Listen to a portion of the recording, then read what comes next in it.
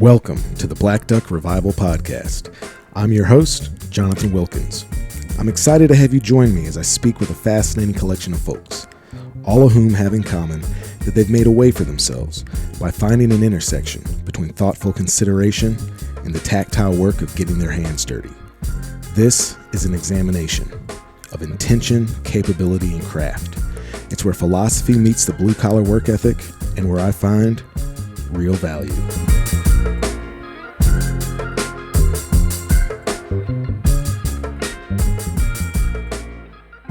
Hey, welcome back to the Black Duck Revival Podcast.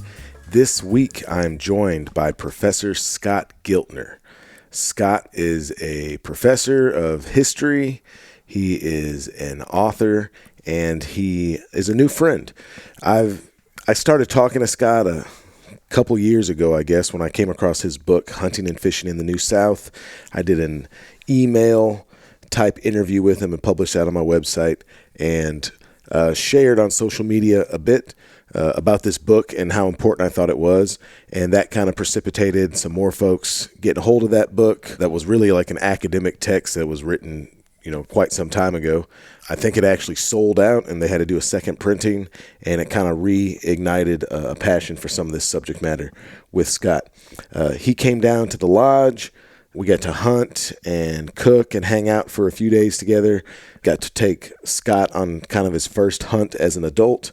And spoiler alert, he had some success. So that was really fun and validating. And kind of got to start a relationship with someone that I hope I get to do a lot more stuff with. We talked about doing some classes in the future together. So I very much hope to have him on again, because we really just kind of scratched the tip of the iceberg here. And there's so much more to talk about on some of these subjects about American history, Black history, the history of hunting, so on and on and on.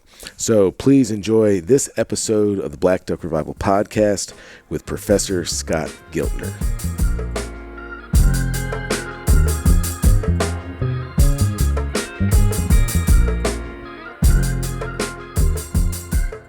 Hey folks, welcome to this episode of the Black Duck Revival Podcast. I am back up at the Lodge, Black Duck Revival in Brinkley, Arkansas, and I'm sitting around the dining table with Scott Giltner. That's Professor Scott Giltner. He's a professor of history and chair of applied liberal arts and sciences at Culver Stockton College in Canton, Missouri.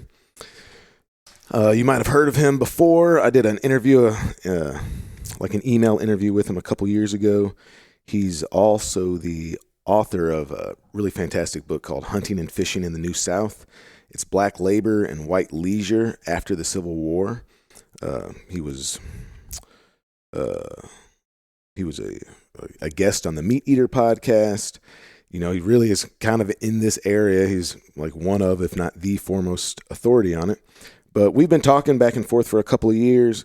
We were going to do a kind of a hunt project thing that COVID got in the way of, but we decided to have Scott come on down here. We took him on his first, it sounds like his first organized hunts ever. I think he did a little bit of small game hunting as a child, and we got him on his first speckled-bellied goose. I mean, it's been a pretty fun weekend, but we can talk about that a little bit. But yeah, Scott, thanks very much for being here, man. Hey, thanks for having me. It's a pleasure. Yeah, dude. I'm super stoked to finally meet in person. We've done Zoom calls. We've talked on the phone, emailed back and forth. But so originally the program we were going to do, some stuff got in the way of it, and we had to do some restructuring. But we wanted to go ahead and get you down here and have you, do some hunting. It's like we talked about it before. You're kind of very rooted in this academic side of it, and it seemed very appropriate to have you involved more in the business of it and, actually see some of this. And was impressed, man. I watched you absolutely drop your first goose a couple days ago. And, truthfully, we talked about it before. I was not very confident you were going to be able to do it. And first time out, it was the first shot you had, right? That was the first shot and you dropped that goose? Yeah, that was the first shot I took, yeah. And I even said, hey, I'm not at all confident with a shotgun. So if I recall correctly, you gave me one shell at a time. For that hunt. So I gave you one shell at a time. When you got here the night before, we laid down. I mean, you had been doing skeet shooting, trying to get ready for it, but that ends up being very different than shooting in a kind of more dynamic environment. So we only had a couple of people hunting. I just did a buddy hunt. I laid out there next to you and like focused my attention on you and making sure you're doing stuff right and safe. Try to set you up for success. And yeah, I was stoked that you were able to be successful. And even to a lot of people, it's a bird. It's not this giant like adventure hunt scenario, but I think as people who is like practitioners, of the art, if I can be so self-aggrandizing with it, the art of hunting, or just, being a participatory member of that activity, you forget how monumental it is to have your firsts. And, you haven't been desensitized to the sound and the dynamism of it and the blood and the violence and all that stuff that, just becomes normalized.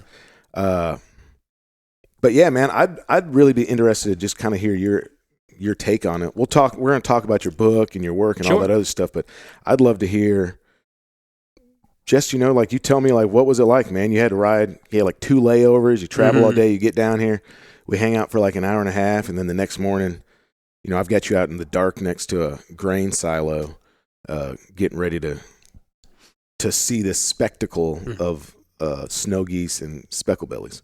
It was amazing. It really was. I think for me, what had me so excited about the thought of actually getting down here and going out in the field with you, and we talked about this yesterday, I think, is the fact that, the more time passes, I start to feel kind of unbalanced as the guy who studies this stuff academically, but the number of years between when I've actually done it for real just keeps getting bigger and bigger and bigger. And it sort of got embarrassing after a while. I'd go to a local church or, an organization nearby and give a presentation on my research, and people would say, "Oh, you grew up in the country on a farm and you study this stuff. You must really be a big sportsman." And I would say, "No, not really. I don't really do that."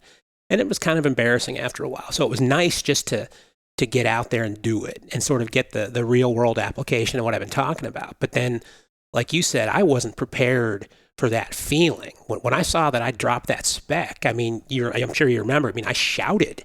That was like the coolest thing ever. I saw that I hit it and I decided shouted, probably something I shouldn't say on the podcast. But it was an amazing feeling.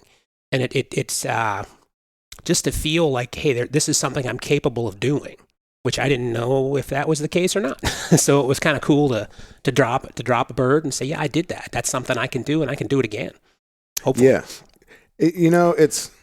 It's also interesting to think about, that we've become, in modernity, we've become so separated from that, because even though I'm a big proponent of reminding people that, even if we go back to, people living in caves or this kind of hunter-gatherer style lifestyle, right? However many thousands of years ago you want to go to.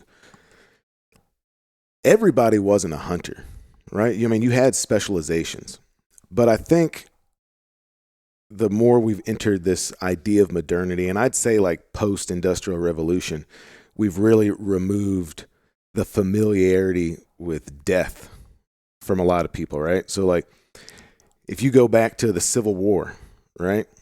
There was a familiarity with death that people had because of, I would say probably during the Civil War, like everybody was tied to somebody that had died. But also just people didn't live as long. Mm-hmm. You could get sick and die, children not living to adulthood.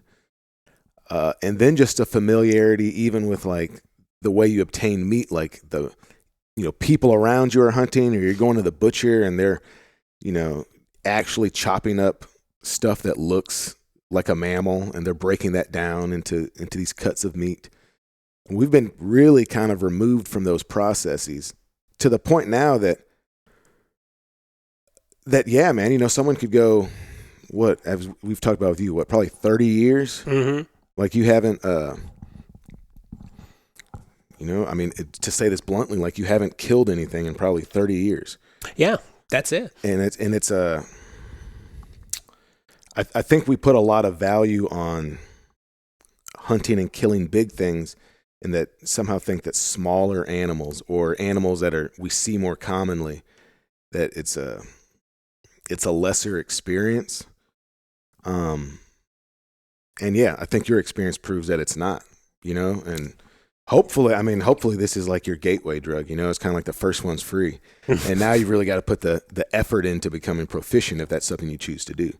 Yeah, I think that's kind of my plan. At heart, at heart, I'm a country boy, which is part of the deal. But I'm also, a geeky academic. Mm-hmm. So I really enjoy, learning things and figuring out systems, and really enjoying that. Day before yesterday made me think, yeah, I'm gonna get back into this. I'm gonna start doing more of the real world side to maybe see if I can round out kind of the way I look at things academically and historically.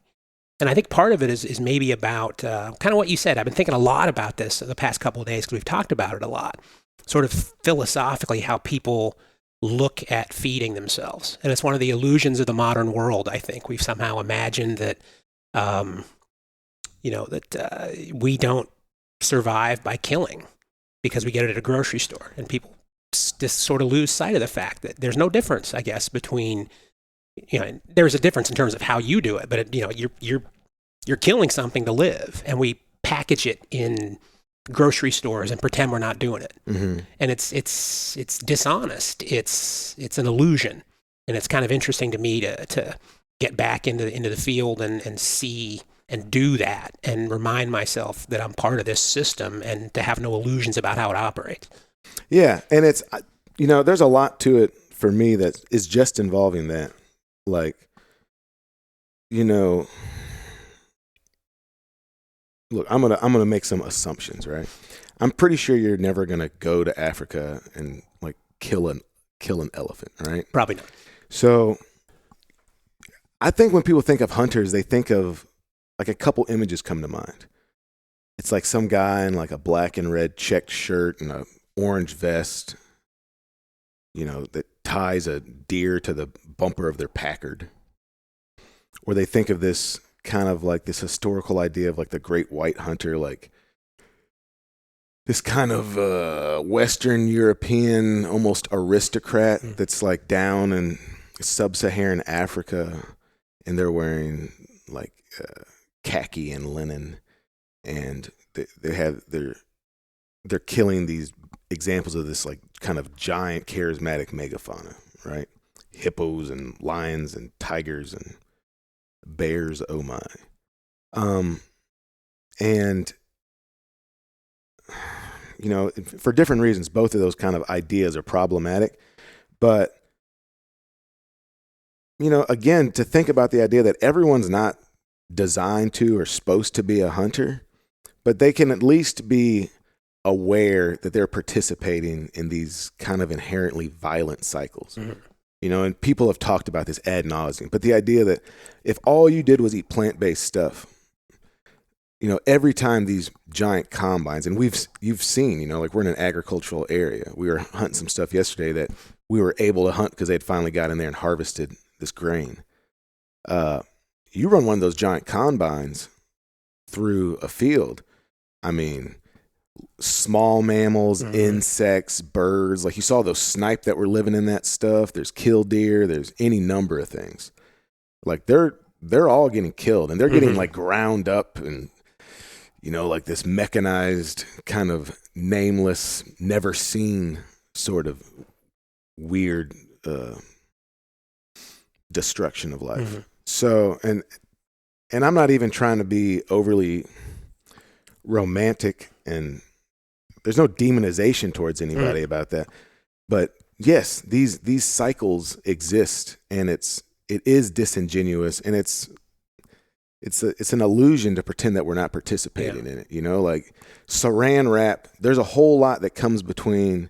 There's a lot of blood and shit and and kind of unpleasant stuff that's getting you that beautifully saran wrapped mm-hmm. pork loin in a high dollar grocery store, mm-hmm. In a Western city. For sure. I think what I was thinking about, and I tend toward the romantic always, so this is going to sound romantic, but what I was feeling, kind of processing that spec hunt the other day, I was thinking about what you were just saying. This is, part of the natural agricultural cycle, and this is kind of the way it's been, forever. And you're part of that cycle. You get out there, you take down the bird, and then you and I have been eating speckled geese for the past 3 days. And this is we're kind of following through on that cycle. And I think about, okay, I know where this comes from. I know its place in the cycle of the society that we're in out here. And it's being done carefully, and it's being done respectfully. And then I think about the other side, and not to criticize anybody, but I think about most of the meat that I get, almost all the meat that I get comes from the grocery. I don't know where it comes from. I don't know what they put in it. I don't know what the environmental implications are of the styrofoam. Well, I do know what the implications are of the styrofoam packaging and the plastic. And I think to myself, this is just it's a more honest, respectful way to approach feeding yourself. So I kind of like the idea of doing this more and more as a way of, kind of reminding myself that this is a much more natural way of doing it. And for someone to kind of knee jerk and say, oh, it's so disrespectful and so mean to the animals. I'm like, I don't know that that's the case. I feel like this is a much more respectful way to do it than a grocery store. So for me, it's just kind of fascinating to be grappling with practical questions about what it means to hunt as opposed to historical questions about what it means to hunt.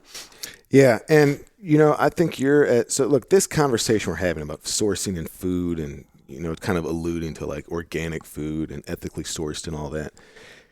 That's an entry point, I think, for a lot of people into this. So then what I would say is, so now you're at a point where you've got, you got a little familiarity with that. But like now, if you really want to be involved in this, now is the point where you start to earn it, right? Because, and not to diminish you in any way, but like you got set up on, you got put in a position to do that, right? You know what I mean? There wasn't, like, even you called it a speckled goose, right? It's a speckle-bellied goose. You know what I mean? You haven't even had to learn the finer points of like the species or the activities or any of that stuff, right? Yeah, I'm a tourist at this point. Yeah, which is fine. And it's the point that you should be at right now, right? But now you're also at a point where you can kind of choose your own adventure, right? And so again, you're an academic, you have a job, you're rooted to a place. Like, that's the whole thing. Like, you're not going to end up in Africa hunting elephants. You're probably not going to climb to the top of a mountain and chase a tahr or like a bighorn sheep or something, right? But you live in phenomenal whitetail country. You live in phenomenal Canada goose country. You come from the land, like you live in Quincy, Illinois, man. Like, you come from the land where like the J-frame duck call was pretty much invented, right? A Quincy cut, right? You were telling me the other day about that. Yeah. That's a Quincy cut is a modification to an old PS Old D2. At some point I will nerd out on this podcast and talk to people about that. But like, you can get really proficient with a shotgun. You can learn about bedding. If you want to start hunting whitetails, you can learn about bedding areas and feeding areas and the transition between the two. You can learn about pinch points. You can learn about distinguishing what an animal is eating by looking at its scat. Is it soft mast? Is it hard mast? And figuring out what they're doing. You can learn about the biological cycles of those animals. Because really, you're pretty much always hunting animals when they're hungry or horny, right? So you're like exploiting the rut. You're exploiting the breeding cycles and the freneticism that enters into the equation. Or like yesterday or 2 days ago, we were hunting a feed. Those geese were feeding in the agricultural remnants of that bean field, and we knew they were there, and we set up in a place that they wanted to come to, and we just gave them enough to look like other geese were there, so they would, fly where we wanted them to, so we could get a shot at them. So there's all this stuff you can learn, which I think makes the practice way more richer. And then if you want to talk about the honesty of it, that's to me where it becomes like a real honest endeavor, because you're exerting effort into it, and even as we've talked about, like, there's a level of physical fitness to really be like an active participant in it that you've got to have, right? And you're kind of on this journey where you're, for other reasons in your life, you're trying to, just get more physically fit. And this can feed into that. And, you can start having all these like cool branch off and intersect points. And that's where I think you really get to a point where you can start to consider yourself a hunter as opposed to someone who is just hunted. When you're having, it's the difference between a person who consumes history in a, kind of in an armchair way, and there's a person who like gets a history degree, and there's a person who becomes like an academic like yourself, like a person who's like really contributing to the narrative of how history is taught and learned, for however many years. So you get to find where you want to be on that spectrum. So to me, this is actually, you're actually now at the point that's most interesting to me and kind of most fraught with potential, right? And there's no place that I want or expect you to get to with it. It's just cool to me that you get to figure it out for yourself now. Yeah, that's kind of how I'm looking at it too. I'm still in the, we're sitting in the lodge. We're surrounded, by this environment, and we're talking endlessly about this. So You're in vacation mode. Yeah, I'm in vacation mode. So I'm really enthusiastic about it, and I'm famous for being super enthusiastic about things, especially at the beginning. But what I really like about this is, I think the best history work that's done, not that mine's the best, but the most relevant history work that's done is when people are really intentionally trying to apply lessons to the present day, just to try to kind of flesh out the context of contemporary human existence by looking at what came before. And I've sort of been living in that 19th century, early 20th century hunting world. When I was working on the book. And I'm hoping that there's interesting lessons about race relations and outdoor life, et cetera, that might get people thinking in the present day. But the chance to apply the topic of my research to my own life is really interesting. For years I've been giving presentations and talking about this and talking about how these practices were ways for slaves and former slaves later to achieve independence and make the most of their opportunities in life and have mobility and stay away from the controlling influences of first the master and then later plantation owners and things like that. But I never applied that same thing to my own life. Like what could this do for me? How could this change my outlook? How could proving to myself that I could get into better shape and do some of these things that I never really tried before, what could that mean for me? So it's really kind of an exciting application in a way, in a limited way, of what I've been trying to research. It just makes it more alive for me. And then, selfishly, I hope it's going to benefit me in some kind of personal growth kind of way. Yeah.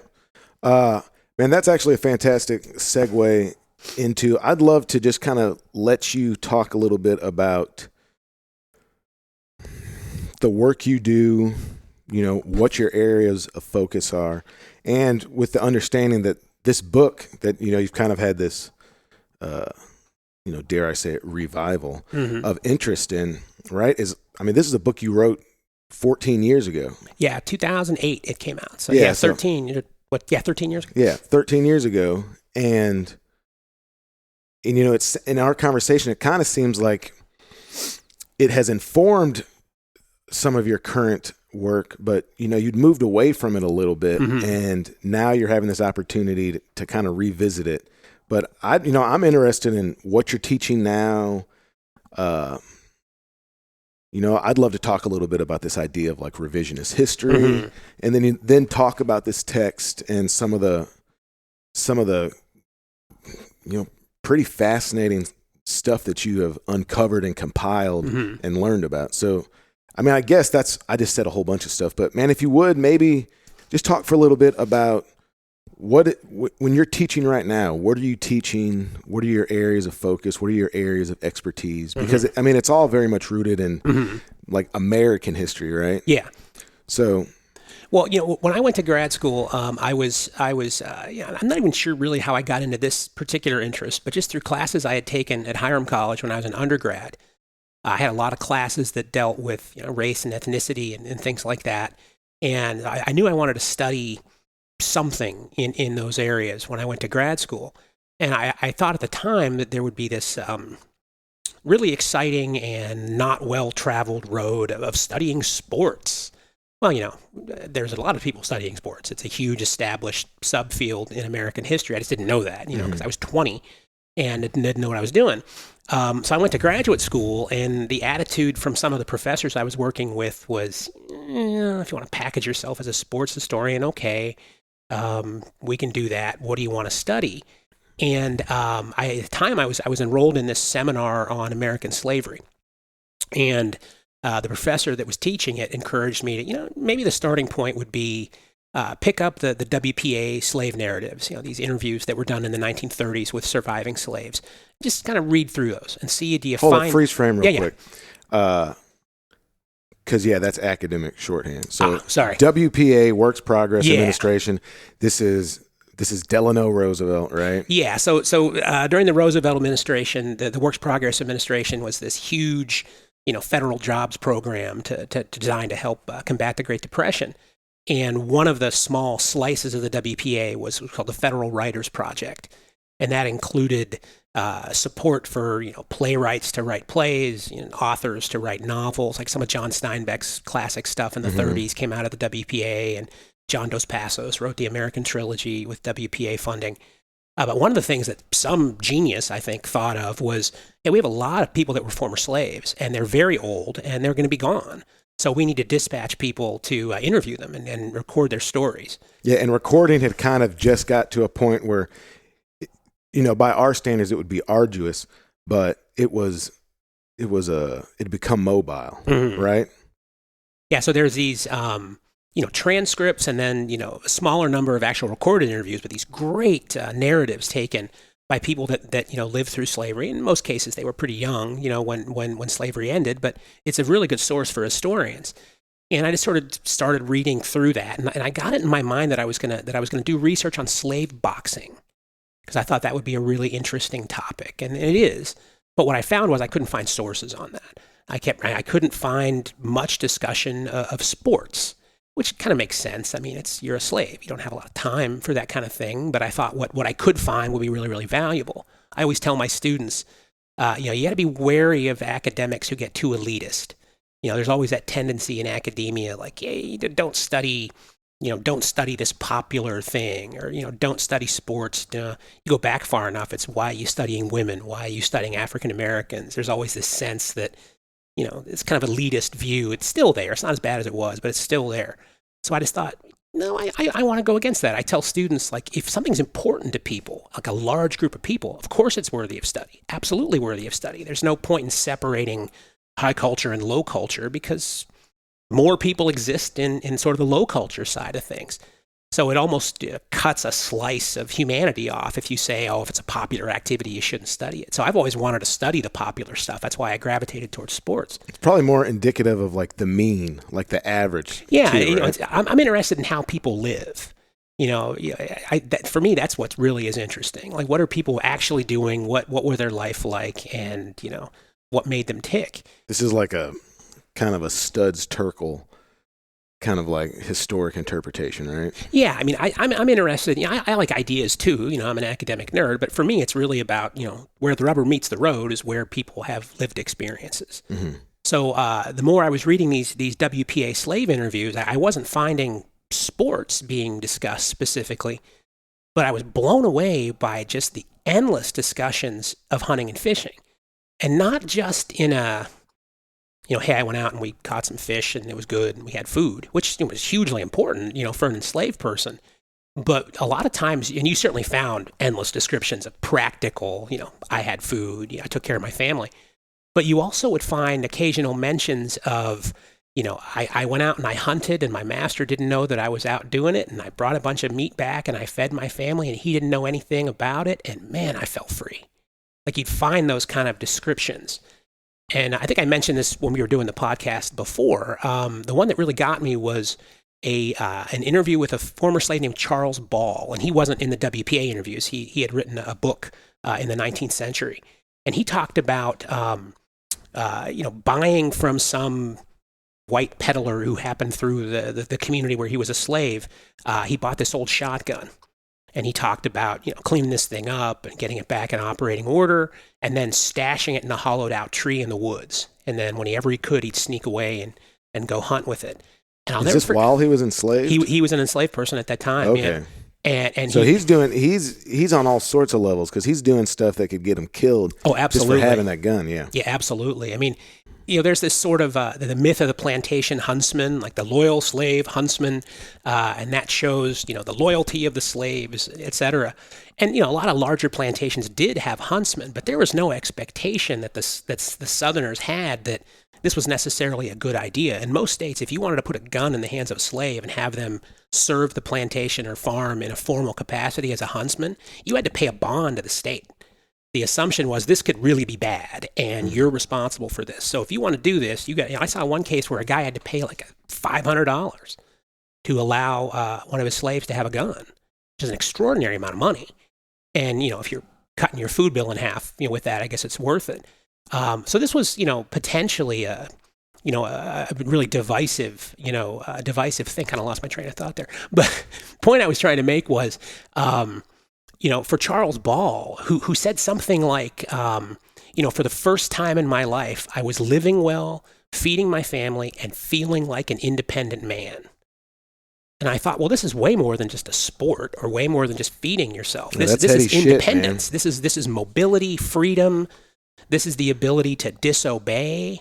And really, it kind of to push back on the idea that feelings of competence and manhood and the ability to care for others and your family, that these are not just for white people. It was a real sort of a clapback against the expectations of the slave system. So the more I read, the more I thought, no, this isn't just, they hunted and fished, so did everybody, who cares? For enslaved persons, this was a lot more. And my whole life I've grown up with people talking about what hunting means to them. And I always hear things like family and tradition and personal prowess and the ability to take care of yourself and confidence and things like that. And I realized this is the same thing for slaves. And in fact, you could argue it's almost even more important for an enslaved person because these are all things that society says shouldn't be for them. So, for whites who were using the sporting field in the South anyway back then, for them, this is about status and honor and demonstrating capability. And these are all things they claimed didn't apply to slaves. So for me, I thought this could be a really interesting project. So I started doing it for my master's thesis. And I think what really fueled the work was when I first started working on the project, almost everybody that I talked to that was a professor of mine at the University of Pittsburgh, eventually they were all incredibly supportive. But at first the response was, really? You want hunting and fishing? You want to study hunting and fishing? There was just this feeling that it didn't seem like a topic with much substance. But the more I wrote... Was it a perception that it was lack of substance or just that it was like too base of a subject matter? I think it was a little bit of both. I think there were some people who were like, sports, this is too popular. But there weren't that many. I think most people were thinking like, you really want to grab onto something that's, no pun intended, meaty. Mm-hmm. Like you really want to have something that has substance. And I think people just saw it as maybe frivolous. Like, oh, this is not a serious topic. We know people hunt and fish for food. So what? Yeah. I got a lot of polite versions of that question. So what?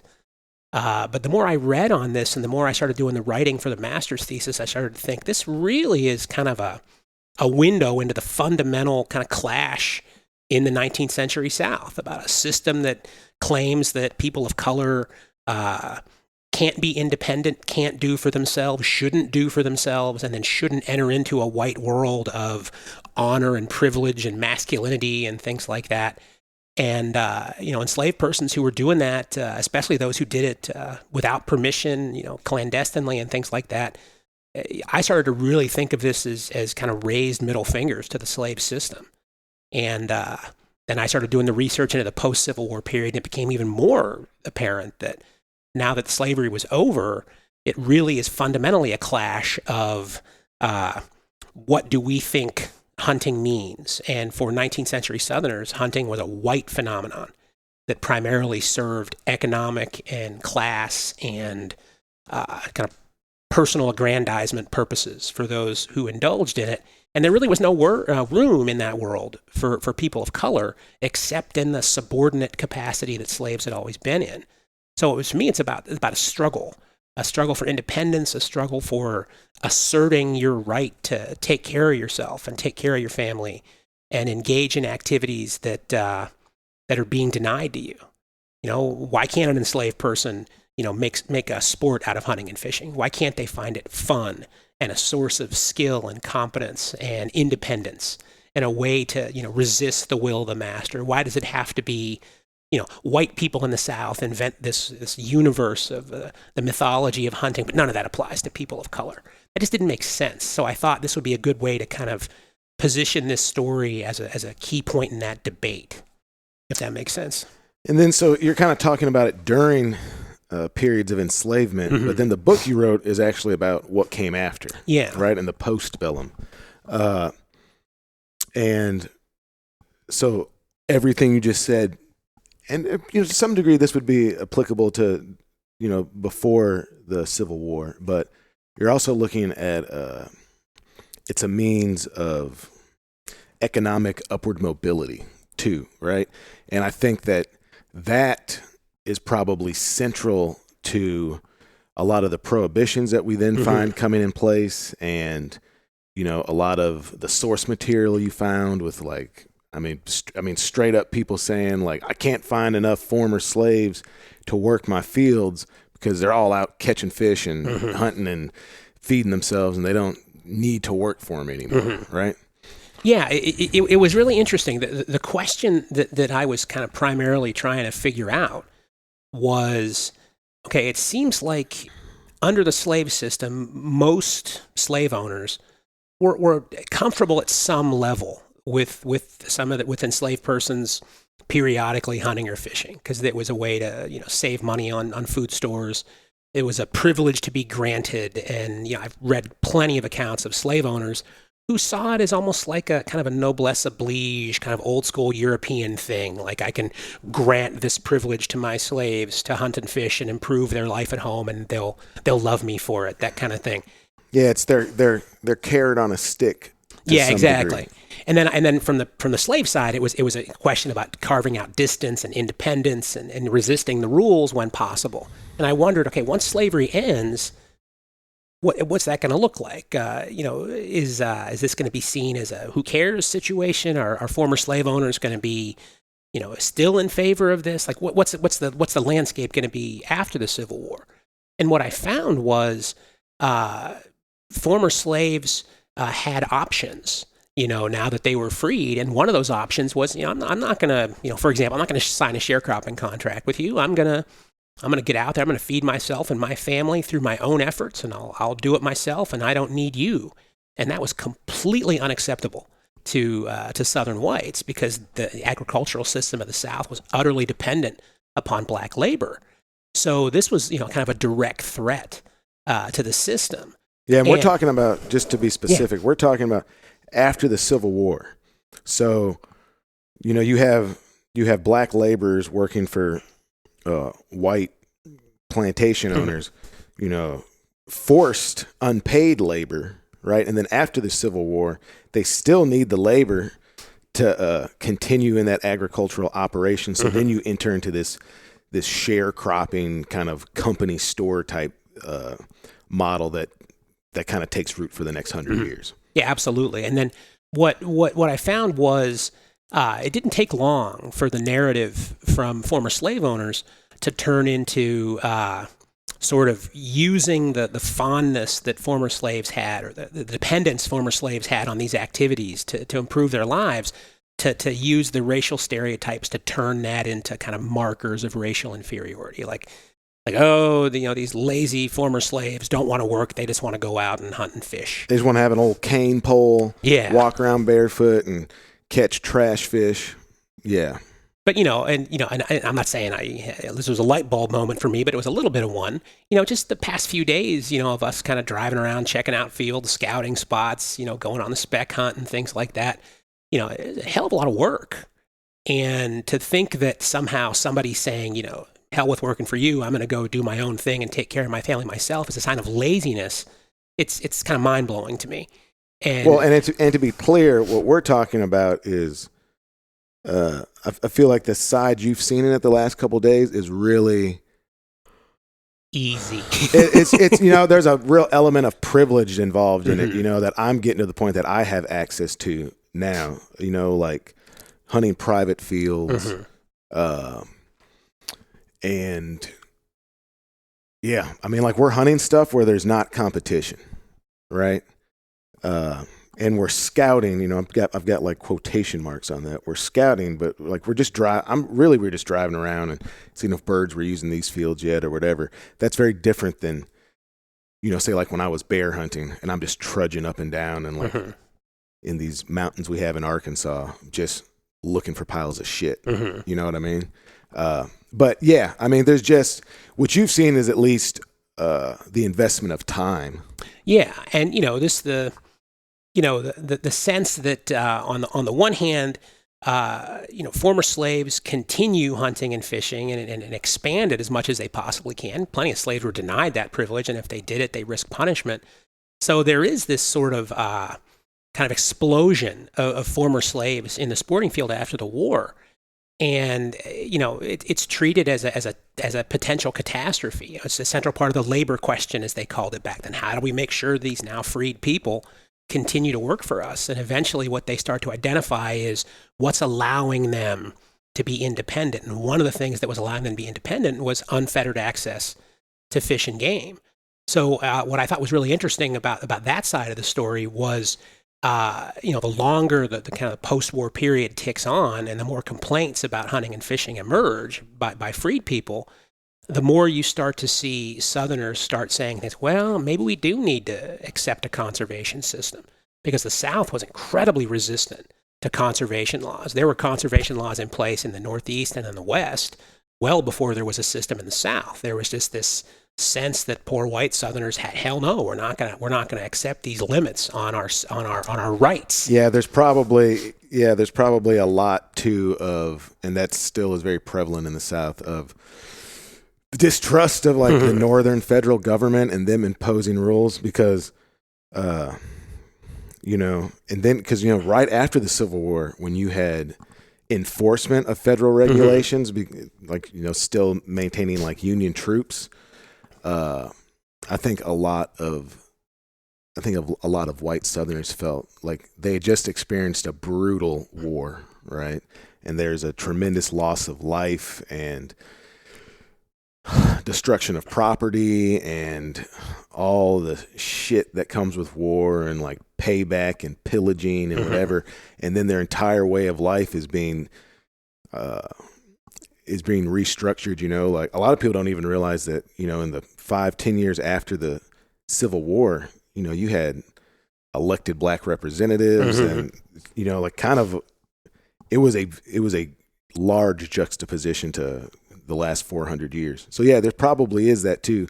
And to be clear, we're starting to talk about the creation of the North American model of conservation as we know it, right? And so we're talking about writings and speeches and political action by people like, another Roosevelt, like Teddy Roosevelt, talking about like John Muir, that sort of implementation. And you're saying there is a tangible resistance to that in the South until they start to see until some of the powers that be start to see a way to link that towards this problem with labor and this issue of the self-assertment of black people.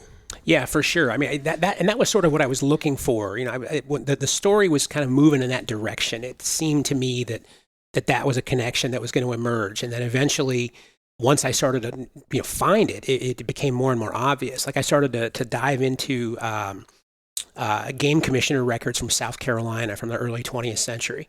And, I found these accounts of these game wardens as they'd go from county to county, kind of speaking on the state of things, in the area. And they would bring up, hey, we got these conservation laws we need to address. We got to, get the game hog out of the field, these market hunters that were just, in their minds, decimating game in the South. And we've got a lot of tourists coming down here now because a lot of our plantation land, especially like in rice country, had been, kind of turned over into sporting resorts. So a lot of Northerners were coming down.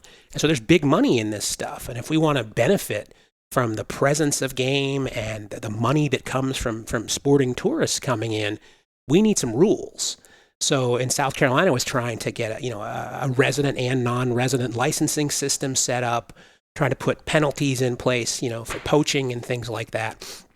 And by and large, a lot of whites wanted nothing to do with it. So when I would see, I remember a guy named A.A. Richardson, who was a game warden from South Carolina, and I had like 5 years of his travels and the different speeches. He had like 6 or 7 different speeches he had given. And at the beginning, he's talking about market hunting and game hogs and people that don't understand the need for conservation. And we've got to do better. And it's very philosophical and economic. And then by the end, he's saying, look, we have this whole crew of former slaves out there running around killing everything with no regard for restraint, no regard for method, no regard for safety. And as far as I can tell, a game law is the only constitutional way we can use to get the guns out of their hands. And it becomes like that blunt.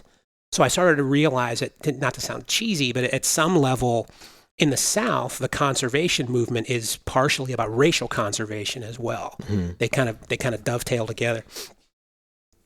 I wasn't expecting you to stop so abruptly. Well, I can keep going if you want. No. I'm about to try and tee you up for that. What? So then, I guess maybe briefly, like, what happens, and then how does that lead us to, our perceptions today, mm-hmm. where, like now, the last year and a half or so, there's been a lot of talk about, on some kind of patronizing sides, like mm-hmm. introducing, quote unquote, non-traditional hunters to, the joys of the outdoors, mm-hmm. Or, maybe even like an idea of like a reactivation mm-hmm. in some of these communities of a hunting tradition. Sure. Well, I think, and that's where the story really, for me, got really interesting, because I think I started off with just wondering, was there a connection between these issues and the conservation movement? Is there a racial dimension to conservation? That was kind of the initial goal. But what I really was surprised to find, because I thought it would just be a simple matter of, okay, we're fine with slaves hunting and fishing because that benefits us as a slave owner. And then after emancipation, finding all this evidence about the labor question and some of these concerns, then clearly whites want nothing to do with people of color being in the sporting field. But what I found was that was absolutely not the case. At the same time, kind of conservation officials and elite sportsmen are really trying hard to limit African Americans' access. They're also thinking, our idea of what it means to be an aristocrat and the sort of legacy of the Old South that is making the South a tourist destination by the early 20th century depends upon the presence of people of color. And what we saw is, sportsmen, especially northern sportsmen, when they came down, for an excursion, they expected to have African American guides and laborers on those hunts. And when these plantations were turned into sporting resorts, what they found was the people who knew what they were doing, who knew the game, who knew the land, who knew, the way to make these things effective hunts were by and large people of color, the people that had been doing it because they depended on it all their lives. And so we started to see these resort plantations begin to employ African American sportsmen. And it almost became like part of the scenery. I remember a quote from a Chicago sportsman that I ran across in Field and Stream. And he said, if you're going to go to the South for a hunt, you got to make sure that you have Negroes. A Negro is as necessary to a hunt as cranberry sauce is to a Thanksgiving dinner. I mean, they were just that blunt about it. Like, this is part of recreating the Old South. So on the one hand, it was like independent black sportsmen were some kind of a threat, but dependent black sportsmen who were employed and were sort of visible markers of the old slavery system that they could lean on and say, see, this is still alive and well, was absolutely essential. So there was this one avenue of the Southern sporting field where African Americans were being aggressively kind of pushed out, but then another side of the sporting field where they were being held on to as necessary laborers. And that brings in people like Holt Collier, these fascinating characters who become very famous and well-known sportsmen at a time when African Americans are largely being pushed out, except when in subordinate capacities. So it was this kind of fascinating double-sided story for me of independence and a quest for larger independence on the one hand, and on the other hand, a quest to kind of fold control of hunting and fishing into another kind of method of Jim Crow, racial domination. Yeah, and just real quick, Holt Collier was this prolific Mississippi bear hunter, very much involved in the hunting narrative of Theodore Roosevelt, and it's kind of been talked about quite a bit lately. I'd actually encourage you to read an article I wrote for Bear Hunting Magazine about Holt Collier, but basically, the teddy bear is kind of derivative from this famous hunt that Holt Collier took Theodore Roosevelt on in Mississippi. And Roosevelt ended up not killing that bear, but Holt Collier kind of became famous because of his prowess in that hunt. And then I think later, actually a few years later, I think that he took Roosevelt on another hunt over in Louisiana where the cane breaks, I think. Yeah, and they did kill a bear. But you could do 10 podcasts on Holt Collier. He's a fascinating figure. I mean, absolutely as interesting as Daniel Boone. But yeah, something we've talked about a little bit, which is interesting to me, is even though I'm really more of a generalist hunter. Hold on a second. Ammo, go lay down. My dog's walking up here. Start talking about duck hunting. I'm definitely very rooted in the waterfowling world, right? And the only example, so waterfowling is, you hear a lot of talk about like lineage and tradition, and it's like a father to son passed down kind of thing. And there's a lot of cool old photographs of people duck hunting.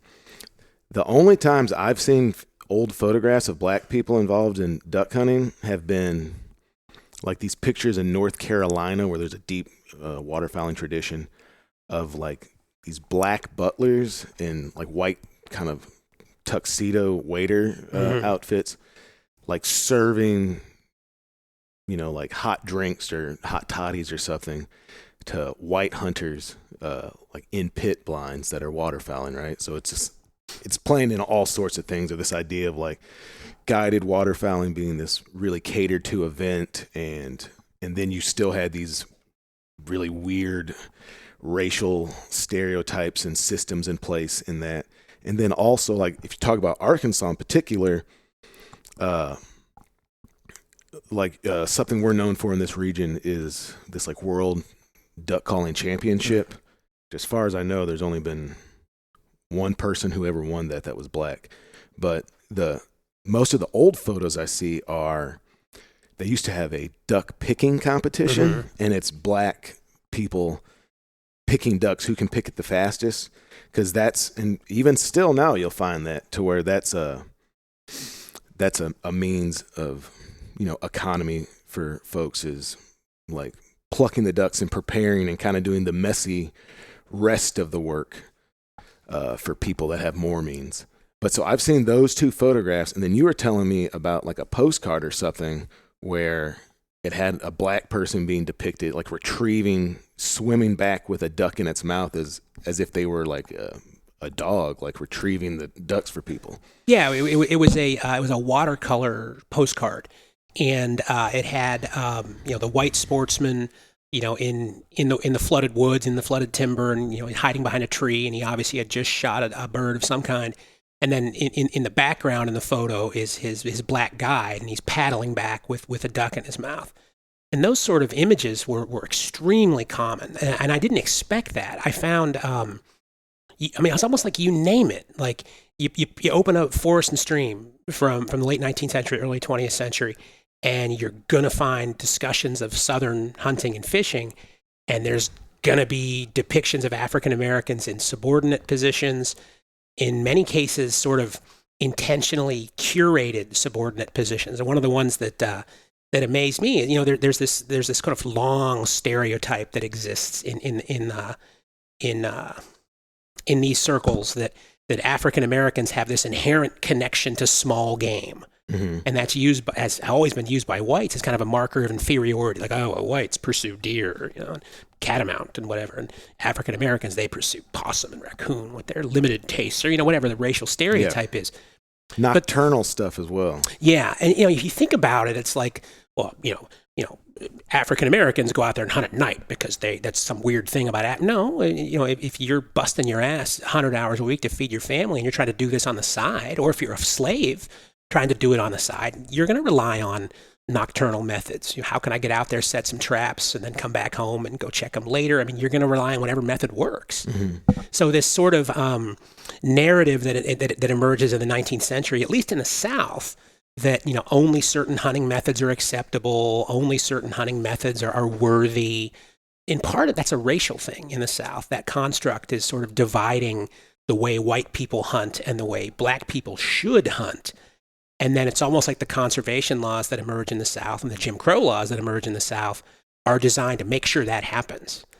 And I think it also connects to the kind of changing demography of the country. I think one of the things that I got into in the epilogue of the book was that sort of contemporary surveys about hunting and fishing and outdoor use shows that, it would leave Americans, African Americans aren't interested in this stuff. They're just not doing anywhere near as much as whites. And people say, well, okay, I guess these histories, these traditions are just white. No, there's this deep-rooted tradition of the sporting field as a marker of independence, a marker of autonomy, marker of subsistence, going way back. And then the combination of a racialized conservation system in the South, combined with Jim Crow, then combined with the fact that the Great Migration shifts the black population from being the most southern and rural population in the country statistically in 1890 to being the most northern and urban population in the country by 1990, it kind of gives this illusion that there's not this rich history of African Americans doing this stuff. Do you actually know? Because I have leaned into that idea that you took a population of people that were almost entirely rural and southern, and it's been flip-flopped to northern and urban. But then I've looked at stuff that says that actually maybe the most culturally visible black people are in northern urban places, but that actually the majority of black people still live in the South. Mm-hmm.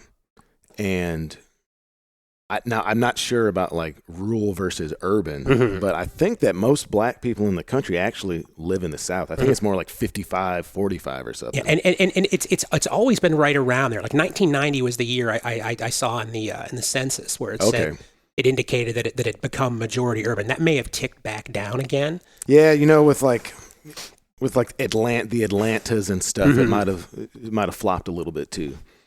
But yeah, but it was just really striking to me that there's this almost, how do I say this? There's this real active sense that a lot of sporting enthusiasts have that, this history, the African American history involved in hunting and fishing is somehow not all that deep. But it's incredibly rich history, and it ties into some really significant and really, kind of negative moments in our history. And to me, it's about sort of breaking through the mythology of it. Mm-hmm. And it's like I started to talk about these posed photos, like you mentioned, this one with this watercolor of the guide being depicted as a retriever, basically. Yeah. This was so common. You ever heard of these Currier knives prints? Currier knives did all these. No. Thousands, and it's a really popular, company, and they did these prints that appeared in magazines, and it could be, little home scenes of romantic life in the North, mm-hmm. or it could be, battlefield.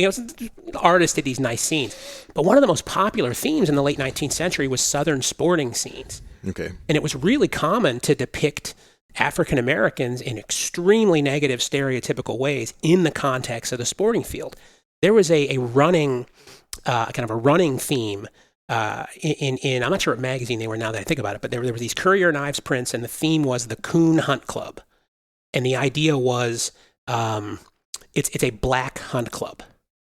So they would depict like African Americans on horseback hunting foxes. But in the scene, they're falling off the horse and the fox is laughing at them and they don't know what they're doing.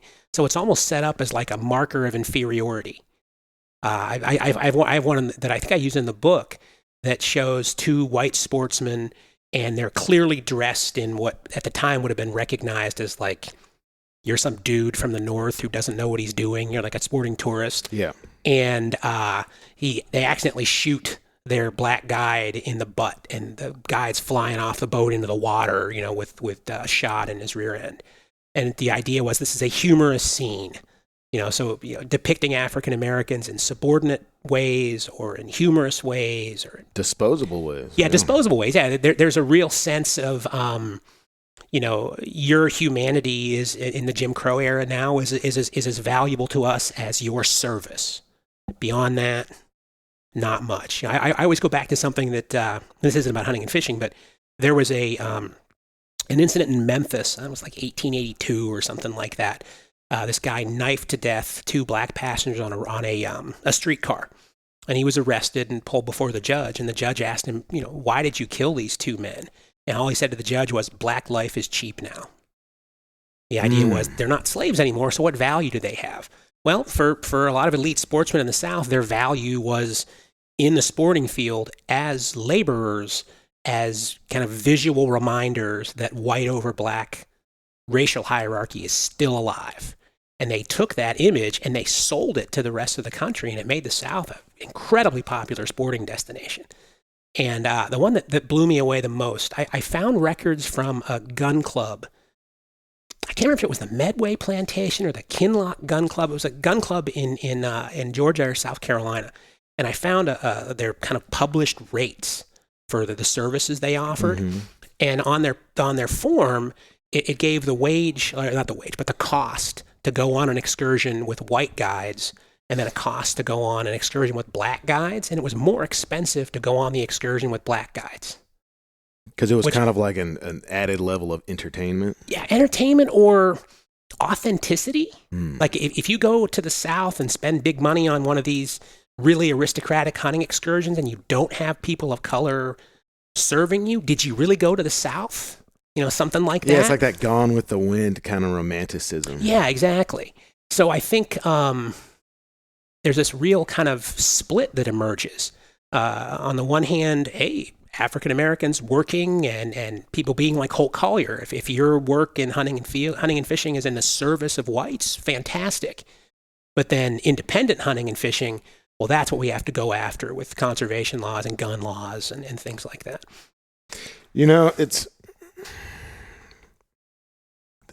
Just historically, this stuff is fascinating. It also gives me a lot of, a room to pause and ponder and consider how this stuff impacts my life and like my position in the space right now and like what I'm doing. And I don't even know that I have any great conclusions to present to anybody right now.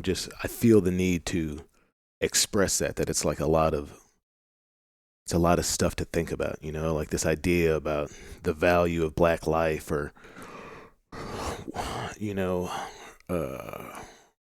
the value of,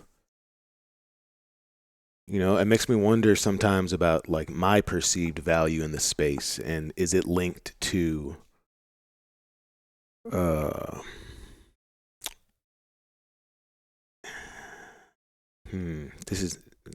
having trouble putting this into a concrete form. I would just leave it at that right now because it's just stuff for me to continue to think about. I'm sure the conversation will continue in other podcasts, but yeah, where is my value and what are people looking for it to be versus what I'm, my expressions of self and, my own ideas of self-determination and the like.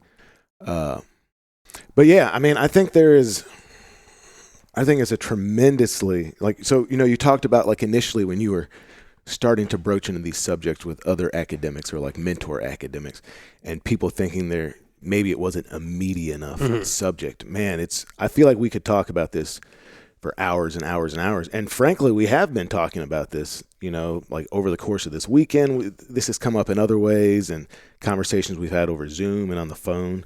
I appreciate very much that, and I know you kind of came to the subject in like happenstance, but as we discussed when I was making breakfast, like there's not a ton of compiled information on this. Like and if you look in the back of your book, there's a wealth of source material, but as far as it being like compilations and then analysis of, there's not really very much. There's like one kind of about hunting during slavery, and we're talking about that. The guy who wrote that is Proctor, and then you've done this examination about, and we're kind of talking about like what 1865 to 1935 or something, maybe, right? And we're making these inferences about perceptions of hunting now and how hunting is practiced now. And I think it's worth mentioning that, if you're thinking of black people as like living in Chicago and New York and LA and stuff, you're probably thinking about people that don't have a lot of firsthand experience with hunting and like an agrarian form of life. But if you go to the South, like this is where you find black hunters, and this is where you find people that are existing on a lineage of being black and hunting in the South that goes back as far as they can trace their history, right? And there are people, I've got a field lease down the road from me here, that's owned by a black family that has held that property for over 100 years, right?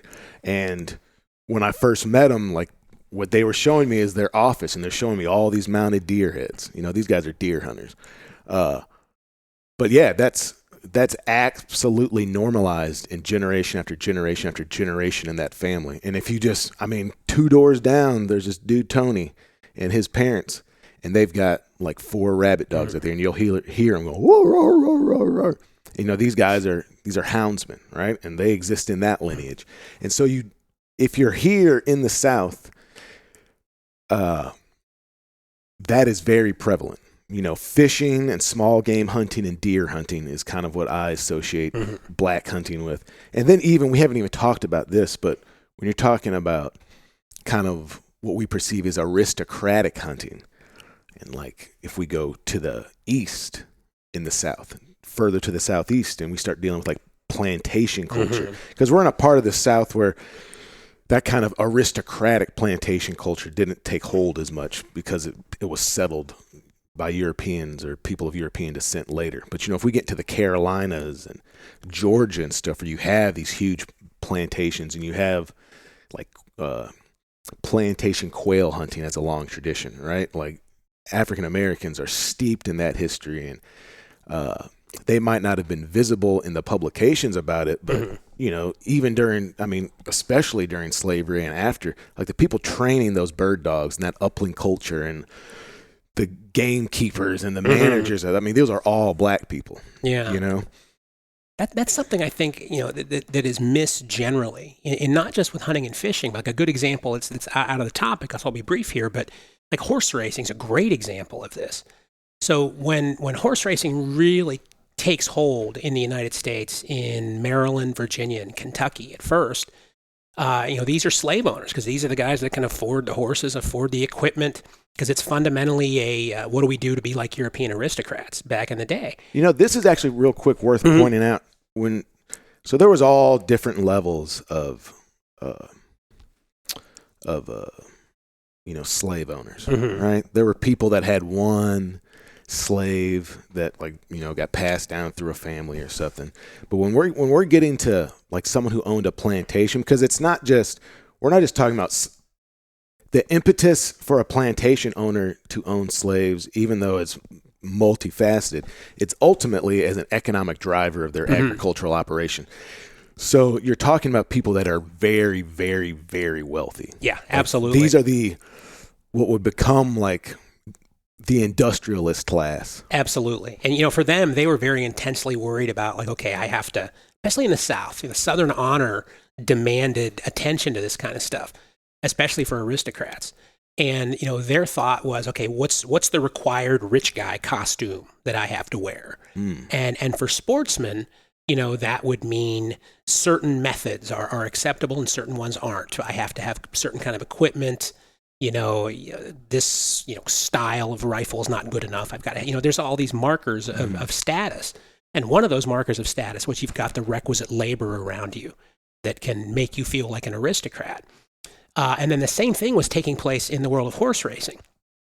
The trainers, the jockeys, the handlers were all slaves in the South at that point. When the Kentucky Derby first started, I want to say something like 8 of the first 10 Kentucky Derby winners were black.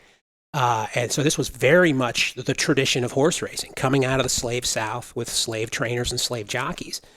And then once we get to the Jim Crow era, it's a little different, I guess, than the hunting and fishing story, but we get to the Jim Crow era, and there's this attempt like, where we don't want the black presence in this the way we used to.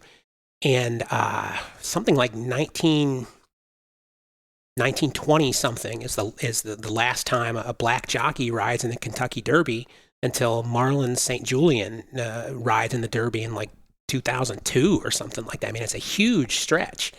And it's kind of a similar thing that happens in the sporting world, in a sense, like, in a subordinate capacity, guides, laborers, people like Holt Collier, they find not only a home, but a lucrative home, a home that affords them status. And, there's people that revere Holt Collier in the South. Yeah, as long as they contribute to that overall narrative. Exactly. Or at least give the impression that they are.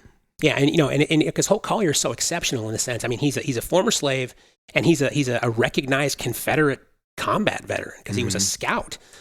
So he was like the definition of, we love Holt Collier, but it's like, do you really? Or do you love what in your mind he represents, which is continued subordination? Yeah, it's about how he's making you feel. Yeah, exactly. So in a sense, you could say if you remove the sort of the paying work of being a hunting guide, and in that context, African Americans were deemed essential laborers, to use a modern COVID term. But then all the rest of African American sportsmen were considered threats, and they were targets of not only the conservation laws but Jim Crow laws and violence. And then we create a situation where you see kind of African American engagement in hunting and fishing falls off the rest of the 20th century, and then a lot of people are left with the illusion that, oh, well, this is a white thing. Well, it's not. Like you mentioned, there's still these pockets in the South where it's been an unbroken tradition forever.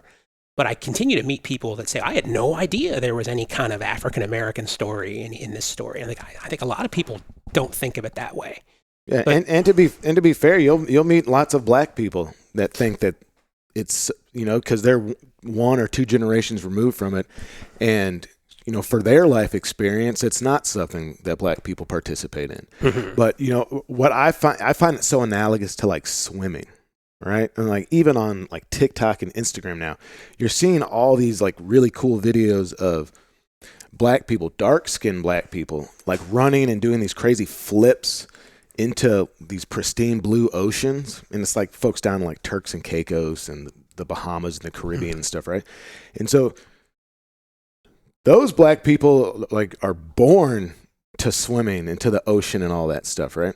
The reason there's this idea or this perception in America that black people don't swim is because for 100 years, or maybe that's, maybe not quite 100 years, but close to it, you've got prohibitions of black people going to pools, having access to beaches, like all that stuff, right? So it's not that this isn't something that people do. It's something that they were prevented from doing. Yeah. And in many ways, human memory is very short. So if you haven't done it, then no one else has ever done that. You know what I mean? Yeah, it's easy to kind of not look past your own experiences. Yeah. And you raised a great example. I mean, with swimming. There's a great book, and I'm totally blanking on the author and the book, which I apologize for, but it's on the history of black beaches. And it's kind of an eerily similar story to the hunting and fishing story. You get into the Jim Crow period, and there's attempts to reserve all recreational spaces for whites. But then there's also this sort of, I guess, practical acknowledgement that, look, our black citizens also need recreational spaces. So there's this kind of creation of this whole universe of dramatically unsafe beaches and swimming holes across the South. And this book detailed all these just awful examples of drownings and people being exposed to chemicals and being put in all sorts of danger by being forced into only these kind of sketchy swimming holes. And it was part of that larger Jim Crow campaign. And the end result is, I suppose, a certain amount of people saying, well, black people don't swim. It's like, no, that this was something that was denied them. And like, there's a similar story at work in the sporting field. Yeah, man, I feel like at some other point, man, we will do another podcast and we will revisit some of this material. And we've been starting to talk about some different ways, maybe do some collaborations and work together a little bit. But man, this stuff is fascinating to me, and it's just rife for analysis and consideration. And I think it's important that, you know, we know that we're informed human beings and we understand where we're coming from and some of the systems in place that are informing our ideas about why things are the way they are. So again, man, I so appreciate that you wrote this book and that, you know, you've got years of research into this and practical experience with the academic side of it. And I'm so stoked to have been able to have you down here and put you on your first bird and hang out and just kick it, man. You know, it's been a fun weekend. I've enjoyed it. And yeah, thank you so much for coming down. Thank you for doing the podcast, man. It's been a blast. Hey, and you know, thank you. This has been a tremendous weekend. The hunt was amazing. I've enjoyed just kind of hanging out, and, you know, I nerd out on how things work. So you being sympathetic to my many questions and you explaining to me how this stuff works has been really interesting, and I hope we get a chance to do a lot more down the road. Yeah, for sure, bud. Well, all right, folks, thanks for listening. Until next time. Thank you so much for listening to the podcast, folks. As always, I've been getting quite a few texts and Instagram messages, emails from folks telling me that they're listening, they're appreciating the podcast, and I can't tell you how incredibly validating that is. I'm really enjoying putting it out and producing it, and I'm so happy to hear that some of y'all are enjoying it and finding some resonance with it as well. If you'd like to help out and help the podcast grow, reach more listeners, please subscribe to the podcast, leave a review, write a review. That helps out tremendously. As always, this podcast is produced by Jonathan Wilkins and Brian Sachs with title track music from Dr. Bionic from Cincinnati, Ohio. If you'd like to keep up with me and what's going on at Black Duck Revival, easiest way to do that is by following me on Instagram at Black Duck Revival or over on the website blackduckrevival.com. That's where you can book hunts, book fishing trips, read articles, and just kind of generally keep up with what is going on at Black Duck Revival. I so appreciate y'all listening. Please tune in next week. Until next time.